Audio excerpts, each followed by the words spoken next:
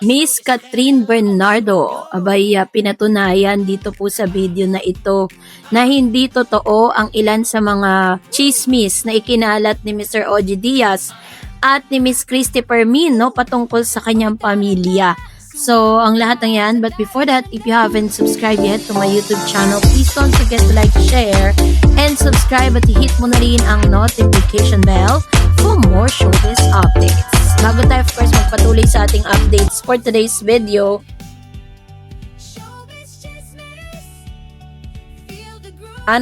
thank you so much sa inyong laging panonood at palagi ang pagsubaybay sa mga updates po natin. Maraming salamat po. At ngayong araw pag-usapan natin ito dahil talaga namang isa sa mga trending, no, at talagang umani po ng napakaraming views dun po sa Black App, which is sa TikTok, ang video na inilabas po ng Bernardo Fam. Dahil yung video po na napapanood nyo ngayon sa screen, kung saan ito po yung nagde-debunk dun po sa mga news na inilabas ni Mr. Ogie Diaz and Miss Christy Permin na meron nga daw hindi pagkakaunawaan itong si Catherine at saka yung pamilya niya o yung mami niya dahil nga parang nasira yung kanilang relationship dahil daw di umano dun sa lalaking pinili ni Catherine na isang politiko na hanggang sa ngayon wala pa rin naman talagang confirmation. So isa-isang video po na inilabas si Catherine sa kanyang TikTok account, no? Kung saan dahil sa walis tambo ay muling pinahanga ni Catherine Bernardo ang mga netizen, lalo na ang kanya mga solid fanay. Viral ngayon sa X media ang isang homemade collab video ni Catherine kasama ang buo niyang pamilya sa kanilang bahay. So which means hindi po totoo na parang kasi may mga chika, may mga chismis po na lumalabas na parang si Catherine ay mas minamabuti niya na talaga na doon lang siya sa kanyang kondo. No, yung kondo niya sa BGC kung saan kapitbahay niya si Karen Davila, si Miss Sara Geronimo, yung mag-asawang Sara tsaka si Mateo Godicelli. There are times na pumupunta rin pala talaga siya ay bumibisita siya dun sa mansion po nila, no? At nasabing video, mapapanood ang bawat miyembro ng pamilya ni Catherine na may hawak na kung ano-anong gamit sa bahay para gawing musical instrument sa pagsabay nila sa kanta. So yun po yung mga nagba-viral ngayon na video, ayan sa nakikita po ninyo.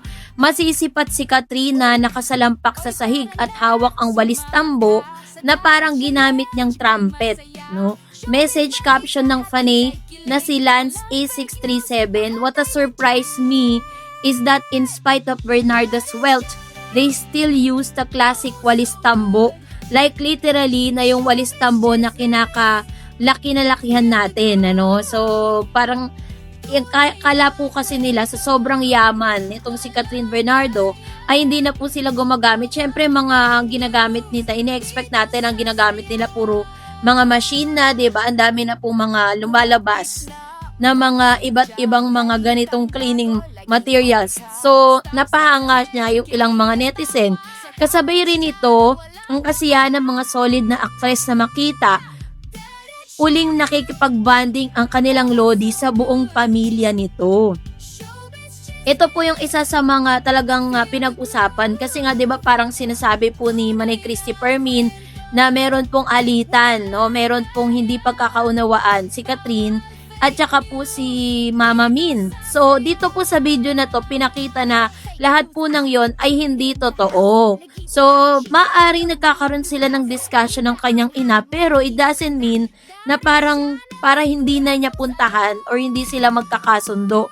Kasi at the end of the day, nakikita natin nagbabanding sila mag-ina, lalo-lalo sa IB Clinic, diba? So, kasabay nito, balitang nagsarili na ng tirahan niya si Catherine at sa isang kondo na ito namimirkihan or naninirahan or nakatira. Sabi naman ni Noyur Elena, "Pamilya Bernardo, pag kumpleto sila, I love this family," sabi niya. And then sabi naman ni Phenomenal KCMB, "The real family ang Bernardo, so cute, so wholesome, so happy to see them. Gina G, kaya sabi niya, Kuya Kevin ha, for sure super witty din si Ate Kay if kasama siya dito." And then sabi ni Rar, no, talagang umani po yan ng mga reaction mula sa netizen. And the holiday begins for Catherine Bernardo. Hindi pa malinaw kung tatawid ang banding na ito hanggang sa Pasko mismo o in advance ni Catherine ang kanyang holiday band sa pamilya para sa posibleng bakasyon nito. Ang tanong, magkasama kaya sina Catherine at ang rumor jowa nitong si Mayor Alcala ngayong holiday? So, 'di ba nakita po ng mga tao na parang nakikipag-banding nga si Catherine, 'di ba? May banding. Parang sinasabi nila na in advance na raw ni Catherine na pakikipag-banding sa kanyang pamilya dahil pipiliin ito. Parang yung mga tao pala desisyon sa buhay ni Catherine, ano? Parang lahat na lang po nang makita natin, talagang ginagawa ng issue. Gusto lang naman talaga ni Catherine na sumaya kasama ng kanyang pamilya. Pero itong mga taong ito, may kanya-kanya silang interpretasyon. May kanya-kanya silang gustong patunayan, ano, na bagay na talaga namang dito kasi pinapakita niya dito, 'di ba sinabi noon kasi parang may chance na hindi rin nakapunta si Miss Catherine Bernardo sa birthday ng kanyang kapatid na ipinost si Mama Mint sa kanyang Instagram account. So, sinasabi dito na parang absent si Catherine, parang dinedma yung birthday ng kapatid niya. Pero hindi natin alam na meron palang paliwanag doon po sa pagkakataon na yun. Pero ginagawa na siya ng issue. 'Di ba? Kung ano-ano na pong mga lumabas sa issue. Pero ang maganda kay Catherine, hindi po siya nagre-retaliate. Hindi po siya parang balat sibuyas na magagalit siya sa mga bashers, sa mga talagang nagsasalita against them. Lalo na't ngayon, 'di ba? Parang sinasabi ng lahat na bakit daw ang sympathy ng tao ay napunta daw kay Daniel Padilla. Ngayong si Daniel ay nailabas na yung kanyang yung kanyang girlfriend. Samantalang si Catherine naman daw talaga ang masasabi natin na parang nag-sacrifice para sa kanila, 'di ba? Kasi sabi nga ng mga fan, kung si Catherine ay hindi po siya edukadang babae, no, talagang kumbaga parang kaya niyang ilabas lahat ng mga sekreto ni Daniel na ikakasira ni Daniel, pero hindi niya ginawa. Yun yung katwiranan ng mga netizen sa social media, no, sa isang platform na talaga namang nagmamahal kay Catherine Bernardo. Pero this time is maganda na makita natin na nagbabanding silang pamilya dahil pinapatunayan lang nito na hindi totoo ang ikinakalat ni Ogie at ni Christy Fermin na meron silang gap ng kanyang mami, na meron silang di pagkakaunawaan. Pinapakita dito na talagang banded pa rin po sila, family pa rin po sila kahit ano pang mga chika at mga intriga na naglabasan ay hindi po ito nakakaapekto dun sa relationship nila bilang mag-ina. Yun po ang maganda kay Catherine Bernardo. At kahit ano pong mga bad mouth, no, kung ano-ano pong mga bad statement ang mga nilalabas sa publiko, but still, sabi nga, hindi po ninyo mabibit ang isang Catherine Bernardo.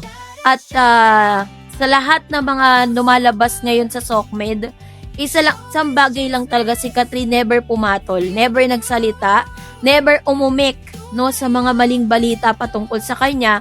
At lumalabas na lang talaga yung katotohanan sa mga ginagawa niya at inilalabas niya sa social media. Kumbaga parang pagod na rin talaga or parang mapapagod ka lang talaga i-explain yung sarili mo eh. So hayaan natin na yung mga nilalabas niya, yun na tayo, yun na lang basahin. Parang ganun yung katwiranan nitong si Catherine Bernardo. Kaya naman, we are so happy na makita natin si Catherine, 'di ba? Parang talagang sobrang move on na siya, sobrang na talaga siya sobrang malaya na siya sa lahat ng pain. Yun. So, kayo po, anong yung saloobin patungkol dito, mag-comment kayo sa comment section. And that's it for today. For more videos and updates, please don't forget to like and subscribe, and please don't forget to follow my Facebook page, Dar Eds TV and Dar Eds channel. God bless everyone!